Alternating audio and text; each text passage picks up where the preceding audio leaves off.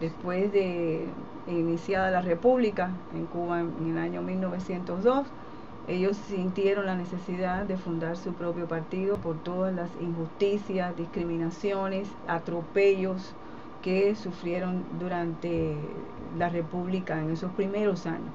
Y eran hombres y mujeres que habían luchado, habían vivido la experiencia de la guerra de independencia. Estamos hablando de la guerra de los 10 años, de 1868 al 78, y la guerra de 1895 hasta 1898, que bueno, finalmente Cuba fue liberada de España, pero las cosas cambiaron después cuando ya intervino en 1898 los Estados Unidos, y fue una república diferente a la que habían soñado a José Martí y Antonio Maceo. Entonces estos negros y mestizos decidieron fundar ese partido en 1908 y bueno, lucharon mucho.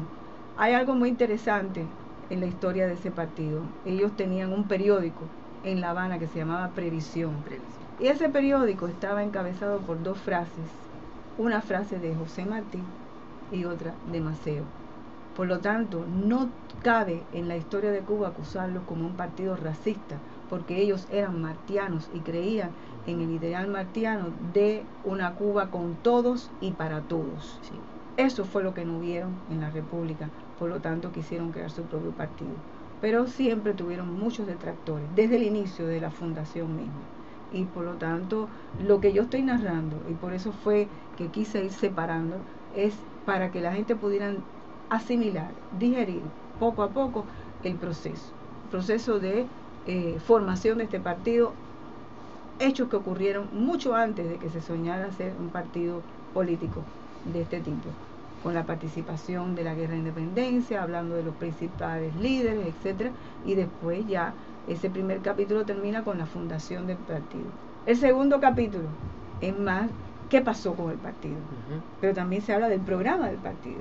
Imagínate que el partido trata en su programa de darle la tierra a la gente, la educación sin pago, o sea, una cantidad de reformas que para la época eran demasiado progresistas. Por supuesto que en una república que venía con todo el lastre de la esclavitud y del sistema colonial, eso era demasiado avanzado. Entonces, ¿cuál era la fórmula? Acusarlos de racistas. Sí. Ellos eran los racistas, ¿me entiendes? Sí. Ellos que estaban protestando contra el racismo. Y así fue creándose una imagen bien negativa alrededor de ellos. La prensa jugó un papel muy importante y por eso es que yo, bueno, utilizo mucho la prensa en el documental, porque también es mi recurso para dar veracidad de los hechos. Sí. Y tampoco había muchos recursos, porque esta es una historia que pasó hace muchos años. Por lo tanto, encontrar una imagen que pudiera apoyar a la narración de esto era bien difícil. Pero bueno, pienso que pude lograrlo bastante con los materiales que encontré, pero decidí siempre hacerlo como en 3 capítulos para poder tomar tiempo.